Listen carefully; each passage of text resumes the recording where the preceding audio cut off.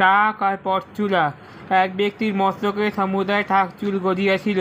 সকলের কাছে সেরূপ মাথা দেখাইয়া বড় লজ্জা হইত, এই জন্য সর্বদা পরচুল বইয়া থাকিত। একদিন সে নিজে 4জন বন্ধুর সহিত বেড়াইতে গিয়েছিল। ঘোড়ায় বেগে দৌড়তে আরম্ভ করিল। ওই ব্যক্তির বুটচোলা পাতাতে উড়িয়া ভূমিতে পড়িয়া গেল, সুতরাং তাহার টাক বাহির হইয়া পড়িল। তাহার সচরাচর এই ব্যাপার দেখিয়া হাস্য করিতে পারে না। যে ব্যক্তি তাহাদের হাস্য করিতে লাগে না এবং কহিল, যখন আপনার চুল মাথায় রহিবে না, তখন আর পরে চুল আটকাইবে রাখিয়া পারি, এরূপ প্রত্যাশা করিবেন না। যাহা নাই তাহার যে চিন্তা করিয়া ভালো নয়। ঘটকের ছাড়া। এক ব্যক্তি ঘোড়া ছিল, সে দৌড়ে ভাড়া দিত, জীবিকা নির্বাহ করিত। গ্রীষ্মকালে একদিন সে ব্যক্তি চারিদিকে যাইতে যাইতে অতিশয় ক্লান্ত হইয়া পড়িল। ওই ঘোড়া থেকে বায়ুকালে মধ্যাহ্নে কালে উপস্থিত হইয়া সেই ব্যক্তি ঘোড়া হইতে নামিয়া খানিক বিশ্রামে করিবার নিমিত্তে ঘোড়ার ছায়ায় বসিয়া রহিল।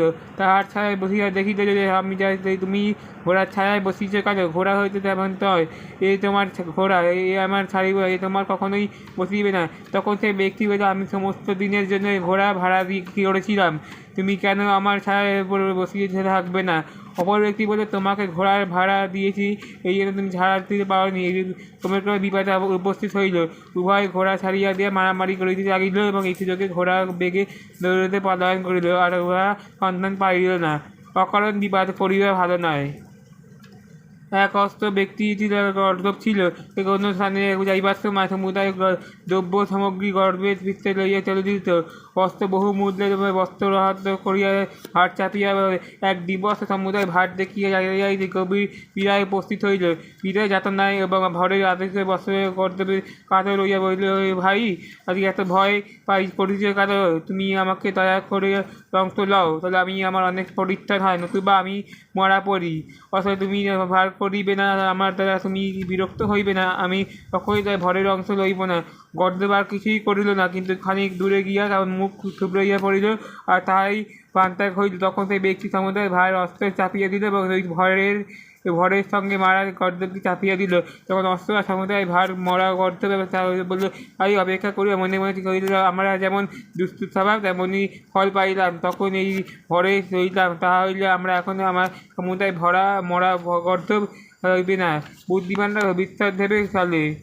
লবণীর বলদ। এক ব্যক্তি লবণ ব্যবসা করিত। কোনো এক স্থানে লবণ সঞ্চয় করিয়া বিক্রি করিয়া শুনিয়া সে তাড়াতাড়ি উপস্থিত হইয়া কিছুক্ষণ লবণ কিনিয়া বদলে পিঠে কেবল বোঝাই করিয়া চলিল। পূর্বে চলিলে পরে যতই বোঝা হোক না কেন, তার অপেক্ষা অনেক অধিক বোঝাই করিয়াছিল। এই জন্য বলদ অতিশয় পাথর রইয়াছিল।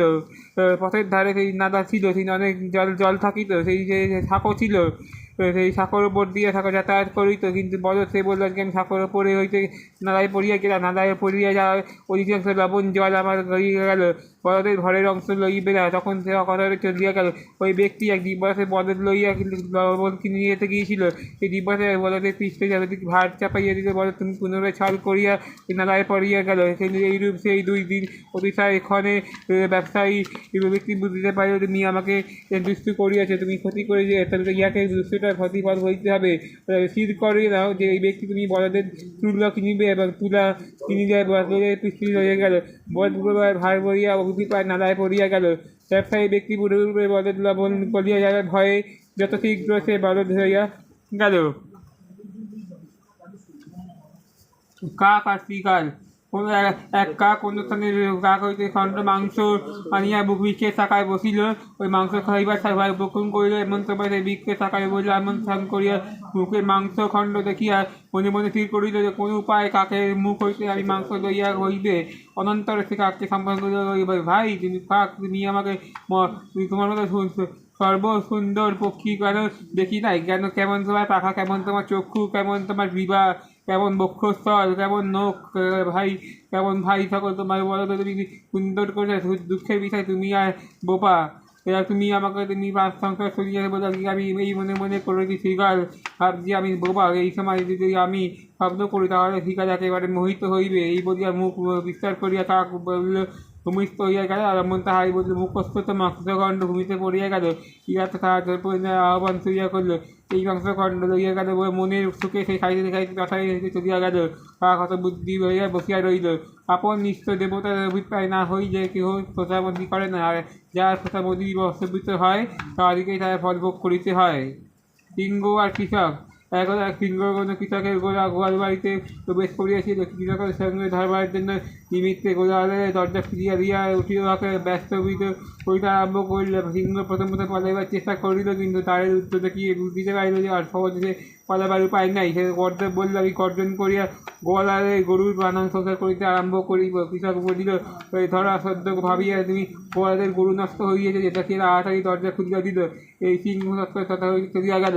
সিংহের গর্জনে গোয়ালাদের শুনিয়া সেই স্ত্রী বলল যে আমি এই টাকায় নিতান্ত ব্যাকুল হইয়া জিজ্ঞাসা করো। এই অবিস্তারে সমস্ত অবগত হইয়া ভর্সনা করিয়া বলল, তোমার যেমন বুদ্ধি তেমন বলিতে ফল পাইতে। আমি তোমার মতো পাগল কখনো দেখি নাই যে ভরে দূরে দেখবে লোকে ভয়ে পলায়ন করে। তুমি এই দুরাত্মা জন্তুকে ধরিবার বাসনা করিতে দেখিলে। শান্ত শক্তিমানরা সকলেই হইতে দূরে থাকাই ভালো। এই জলমগ্ন বালক এক ব্যক্তি জল সাধন করিতেছিল। প্রায় সেই অধিক জলে পড়িয়া তাহার মরিতে উপক্ষম হইল। দৈবযোগে সেই সময় সেই স্থান দিয়ে সেই এক ব্যক্তি যাইতেছিল। বালক বলিল, দেখো আজকে আমি পাথর বাক্যে বলিল, মশাই আপনি যদি কথা শুনুন আমার তুলুন, নতুবা আমি ডুবিয়া মরি। অথচ অগ্র অগ্র জল তুলিয়া যেন ভর্সনা করিতে লাগিলে। সকলে বলে, আগে আমার উঠাইয়া পরে তুমি ভর্সনা করো, ভালো হয়। আর আপনার ভর্সনা করিতে করিতে আপনার প্রাণত্যাগ হইবে। শিকার এবং কুঠার। এক ব্যক্তি জঙ্গলে শিকার করিতে গিয়েছিল। সাথে অনেক ভ্রম করিয়েছে। সে সম্মুখে এক কাঠুরিয়াকে দেখে জিজ্ঞাসা করতে, হে সিংহ, কেন তুমি আমাকে পান করতে পারো না? সেই কুঠার বলে, হ্যাঁ বলিতে পারো, তুমি আমার সঙ্গে এসো, আমি তোমার সঙ্গে সিংহকে দেখিয়ে যাবো। এই কথা শুনিয়ে সিংহ ব্যক্তিগত ভয়ে কাঁপিতে লাগিল আর মুখ শুকিয়া গেল। সে বলে, না ভাই, আজকে আমার সেই প্রয়োজন নাই। তুমি আমার সিংহাসনে অন্বেষণ করিতে। কাঠুরিয়া তাহাকে পুরুষ করিয়া ইতিহাস শাস্ত্র আপন করতে লাগল। কাপুরে কেউ আমল দেয় না। বানর আর মৎস্যজীবী এক নদীতে যে জাল ফেলিয়া মাছ ধরিতেছিল। এক বনের নিকটবর্তী বৃক্ষে বসিয়া তাহাদের মাছ ধরা দেখিতেছিল। কোনো প্রয়োজনীয় জেলের জাল ধরিয়া কি গমন করিল, কিন্তু অনেকক্ষণ দেখিয়া দেখিয়া বানরের জেলেদের মতো মাছ ধরিবার ইচ্ছে হইল, এবং সে বলল, আমি গাছ হইতে নাম এবং জাল লইবে তুমি আমার নিতে গেল। আমি তাহার হাতে জলে পা পড়িয়া গেল, আর সে জাল ছাড়াতে পারিল না। সে সম্ভাবনা রইল না। জেলের খুব দেখার ইচ্ছা করল না। দুষ্টু বানর বলল, আমরা জাল ফিরিয়া গেছি, এই যে মনে করিবে সেই উপস্থিত হই যে এই সকল মিডিয়া শস্যি প্রহার করিয়া এবং সে শিক্ষা দেবে। বানর মনে মনে আপনাকে ধিক্কার দিয়া অপেক্ষা করিয়া বলিতে লাগিল, আমার যেমন করেছে তুমি তেমন আমি তোমাকে মাছ ধরিবার উপকার কোনো জল থেকে শিক্ষা দিলাম না, জানিলে কিছু করা উচিত না। শিকার আর কৃষক।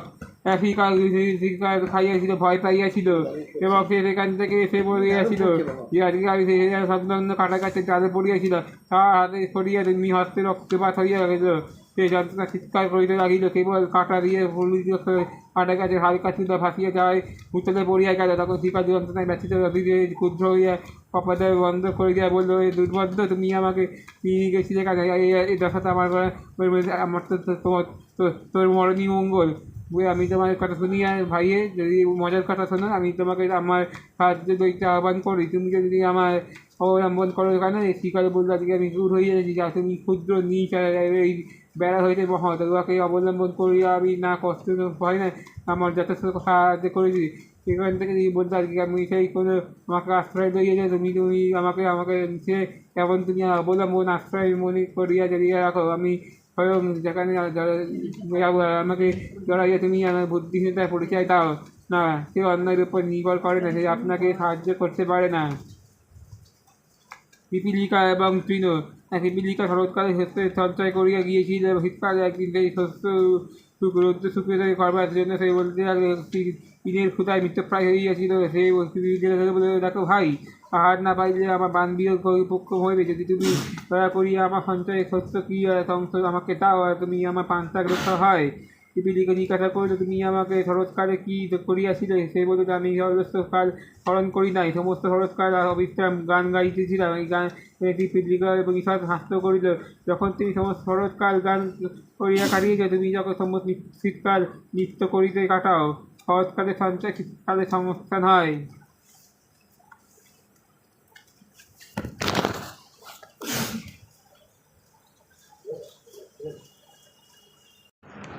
টাক আর পরচুলা। এক ব্যক্তির মস্তকে সমুদায় টাক চুল গজিয়াছিল। সকলের কাছে সেরূপ মাথা দেখাইয়া বড় লজ্জা হইত। এই জন্য সর্বদা পরচুল থাকিত। একদিন সে নিজে 4জন বন্ধুর সহিত বেড়াইতে গিয়েছিল। ঘোড়ায় বেগে দৌড়তে আরম্ভ করিল। ওই ব্যক্তির বুটচেলা পাতাতে উড়িয়া ভূমিতে পড়িয়া গেল। সুতরাং তাহার টাক বাহির হইয়া পড়িল। তাহার সহচর এই ব্যাপার দেখিয়া হাস্য করিতে পারে না। যে ব্যক্তি তাহাদের হাস্য করিতে লাগে না এবং কহিল, যখন আপনার চুল মাথায় রহিবে না, তখন আর পরে চুল রাখিয়া পারি, এরূপ প্রত্যাশা করিবেন না।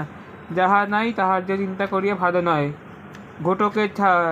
এক ব্যক্তি ঘোড়া ছিল, সে দৌড়ে তা ভাড়া দিত, জীবিকা নির্বাহ করিত।